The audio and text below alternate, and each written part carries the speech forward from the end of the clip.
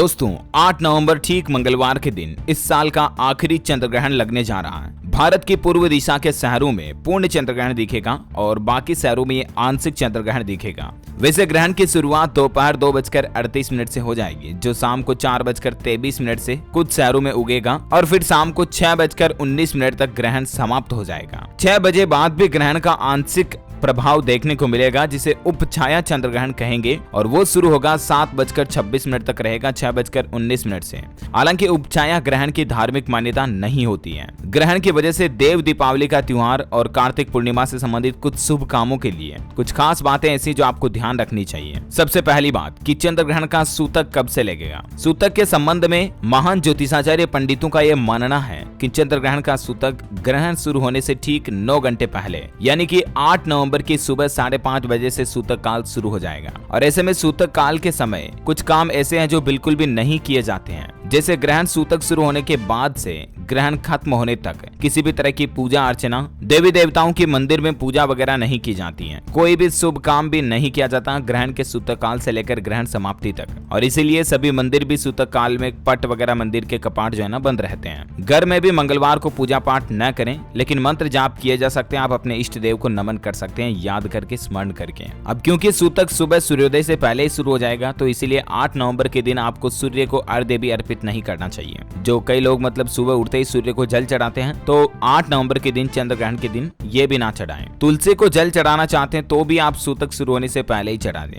दिन में तुलसी, पीपल जैसे पूजनीय पेड़ पौधों में भी जल न चढ़ाएं। अब क्योंकि इस बार ग्रहण देव दीपावली पर अपना प्रभाव डाल रहा है, और इसीलिए देव दिवाली और कार्तिक पूर्णिमा से जुड़े शुभ काम आपको कब करने चाहिए। तो आपको बता दूं, कार्तिक पूर्णिमा की तिथि की बात करें ना, तो ये ग्रहण से एक दिन पहले यानी कि 7 नवंबर की शाम को करीब 4:40 पर शुरू हो जाएगी, जो कि अगले दिन 8 तारीख की शाम तक रहेगी। और इस वजह से देव दीपावली 2 दिन है। 7 नवंबर की शाम को दीपदान कर सकते हैं। अगर 8 नवंबर को दीपदान करना चाहते हैं तो ग्रहण खत्म होने तक इंतजार करें। 6:19 पर ग्रहण समाप्त हो जाएगा, उसके बाद दीपदान करना चाहिए। बाकी देव दीपावली का त्योहार भी कई जगहों पर एक दिन पहले ही मनाया जाएगा, तो आप भी एक दिन पहले ही दीपदान कर सकते हैं। आमतौर पर दीपदान नदी के किनारे किए जाते हैं। कुछ लोग दीप जलाकर इसे नदी में प्रवाहित भी करते हैं, और इसी प्रथा को दीपदान कहा जाता है। दीपदान करने से पहले दीपक की अच्छे से पूजा करनी चाहिए, फिर उसे नदी किनारे पर रखें। अगर घर में दीपदान करना चाहते हैं तो दीपक जलाएं, पूजा करें और घर के आंगन में आप उसे रख दें। ज्योतिषाचार्यों का यह भी कहना है कि ग्रहण के समय ना ही भोजन पका सकते हैं, ना ही भोजन खा सकते हैं, और इसीलिए भोजन पकाएं भी नहीं खाएं। अगर भूखे रहना मुश्किल हो रहा तो आप फलाहार ले सकते हैं, फल फ्रूट खा सकते हैं, लेकिन अन्न का ग्रहण ना करें। लेकिन जो बीमार और गर्भवती महिलाएं हैं वो भोजन कर सकती हैं, उनके लिए कोई दिक्कत नहीं है। हाँ, लेकिन गर्भवती महिलाएं इस बात का विशेष ध्यान रखें, ग्रहण काल के समय आप घर से बाहर बिल्कुल भी ना जाएं। अगर आप चंद्रग्रहण को देखना चाहते हैं तो वैसे तो आप चंद्रग्रहण को सीधे नग्न आंखों से भी देख सकते हैं, लेकिन ज्यादा क्लियरिटी से अगर आप देखना चाहते हैं तो आप टेलीस्कोप या बायोनोक्यूलर से देख सकते हैं, या आप जो एक्सरे फिल्म वगैरह आती है उससे भी देख सकते हैं। जैसे ही ग्रहण समाप्त होता आपको अपने घर में शुद्धिकरण करना चाहिए, जैसे कि ग्रहण समाप्ति के बाद घर में गंगा जल का छिड़काव करें। और वैसे तो जब भी ग्रहण दिन के समय में लगता है तो ग्रहण जैसे ही समाप्त होता है घर में अच्छे से साफ सफाई, झाड़ू पोछा भी किया जाता है। लेकिन मित्रों, क्योंकि इस बार ग्रहण की समाप्ति ही सायंकाल रहेगी, संध्या काल के बाद 6:19 के बाद, तो अभी क्योंकि सर्दियों का सीजन चालू हो चुका तो इसीलिए 6 बजे बाद तो लगभग अंधेरा हो जाता है, और जब सूर्यास्त हो जाता है तो उसके बाद आपको अपने घर में झाड़ू पोछा नहीं करने चाहिए। और इसीलिए इस बार के चंद्रग्रहण की शुद्धिकरण का, झाड़ू पोछा का काम भी अगले दिन 9 नवंबर को होगा। इसलिए आप 8 नवंबर को बिल्कुल भी शाम के समय घर में झाड़ू पोछा, साफ सफाई ना करें। हाँ, लेकिन आप गंगा जल का छिड़काव कर दें, और ग्रहण शुरुआत होने से पहले आप घर में सभी खाने और पीने की चीजों में, जो भी बर्तनों में पानी भरा, मटका भरी है, चरू वगैरह, सभी में आप तुलसी का पत्ता डाल दें, जिससे कि ग्रहण की नकारात्मक शक्तियां आपके घर में नहीं आएगी।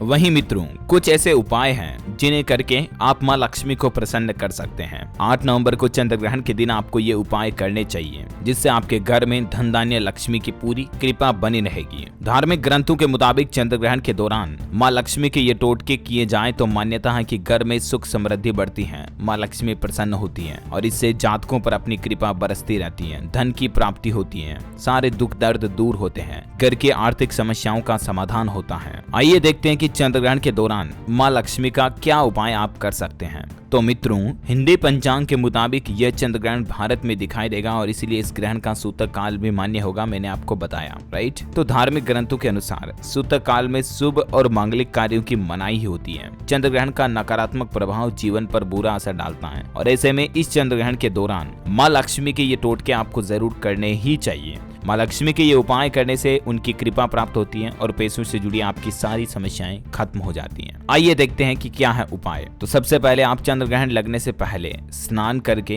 पीला वस्त्र धारण कर ले, ठीक है ना, पीले कलर के कपड़े पहने। इसके बाद घर के अंदर या किसी एकांत कमरे में जाकर आप उत्तर दिशा की तरफ मुख करके बैठ जाएं। उत्तर दिशा में मुंह करके बैठे, ध्यान रखें आपकी पीठ दक्षिण दिशा में रहनी चाहिए, है ना। फिर एक थाली लें और थाली में केसर कुमकुम से स्वास्तिक का चिन्ह या ओम का चिन्ह बनाएं और इस थाली को चौकी पर रखें, जो बाजोटिया वगैरह होता ना, उस चौकी पर रखें और इस पर महालक्ष्मी यंत्र भी स्थापित करें। महालक्ष्मी यंत्र का फोटो वगैरह भी मिल जाएगा आपको, पूजा के सामान मिलते हैं वहीं पर, तो आप वहां से फोटो ला करके भी सामने चिपका सकते हैं। इसके बाद एक और थाली लें और एक दूसरी थाली में शंख स्थापित करें। शंख भी आपको जो ये पूजा पाठ के सामान रखने वाली दुकानें होती है ना, उन्हीं पर मिल जाएगा। तो दूसरी थाली में केवल शंख रखें, ठीक है ना। 2 थालियां लेनी है, एक में तो स्वास्तिक का ओम का चिन्ह बनाना है और इसी चिन्ह पर आपको महालक्ष्मी यंत्र रखना है। दूसरी थाली में शंख रखना है, ठीक है ना। और इसके बाद शंख में केसर से रंगे एक मुट्ठी चावल डालें। विधि ध्यान से समझना आप, सही तरीके से अगर आप ये अचूक उपाय करते हैं तो माँ लक्ष्मी की कृपा आपकी जिंदगी में बनी रहेगी, ठीक है। तो दूसरी थाली में जो शंख रखा था हमने, उस पर एक मुट्ठी चावल डालना। अब एक शुद्ध घी का दीपक जलाएं, ध्यान रखिए घी का दीपक जलाना, तेल का नहीं। और इसके बाद स्फटिक की माला जो आती है ना, वो क्या बोलते हैं, रुद्राक्ष वगैरह की माला भी आप ले सकते हैं। उस माला से आपको एक मंत्र का जाप करना है। मंत्र ध्यान से समझिएगा क्या है।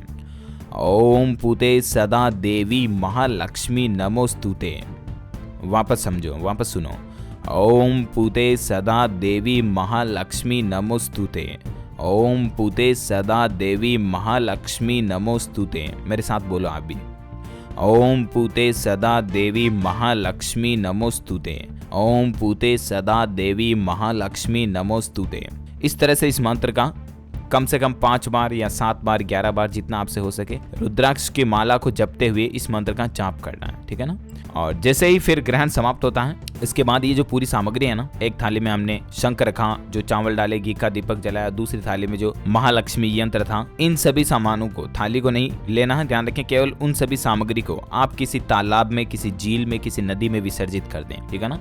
धार्मिक ग्रंथों में यह मान्यता दोस्तों मित्रों कि ग्रहण के समय ऐसा काम करने से माँ लक्ष्मी प्रसन्न होती हैं और इससे धन की प्राप्ति होती है। और वे मित्रों, चंद्र ग्रहण के दौरान क्या बातें आपको ध्यान में रखनी चाहिए, क्या काम ऐसे जो नहीं करने चाहिए और क्या करने चाहिए, इसके बारे में विस्तार से जानकारी मैंने DLS न्यूज के ऊपर कई सारे वीडियोस में बता रखी है। तो आप हमारे चैनल पर जाकर वीडियो सेक्शन में चेक कर सकते हैं। वैसे आपको ग्रहण काल के दौरान थोड़ा बहुत दान धर्म जरूर करना चाहिए। ग्रहण के समय कोई भिक्षु अगर आपके घर पर द्वार पर आता है तो उसको खाली हाथ ना जाने दें। कोई गाय कुत्ता भी आता है तो उसको भी कुछ न कुछ खाना जरूर खिलाएं, रोटी खिलाएं, ठीक है ना। और इसके अलावा इस बार ग्रहण का राशियों पर क्या प्रभाव रहेगा, इसके बारे में भी मैंने कल ही एक वीडियो बनाया है। ज्योतिषाचार्य पंडित मनीष शर्मा, जो कि महाकाल उज्जैन पावन धरती के महान ज्योतिषाचार्य हैं, उनके द्वारा बताया गया कि ये चंद्र ग्रहण किन 8 राशियों की जिंदगी में चमत्कार करेगा। ये वीडियो भी आप जाकर देख सकते हैं। ओके, उम्मीद है दोस्तों मित्रों ये काफी महत्वपूर्ण जानकारी आपको जानने मिली होगी। इस वीडियो को लाइक और शेयर करना, हमारे चैनल DLS न्यूज को सब्सक्राइब करके बेल आइकन जरूर दबा देना। ओम नमः शिवाय।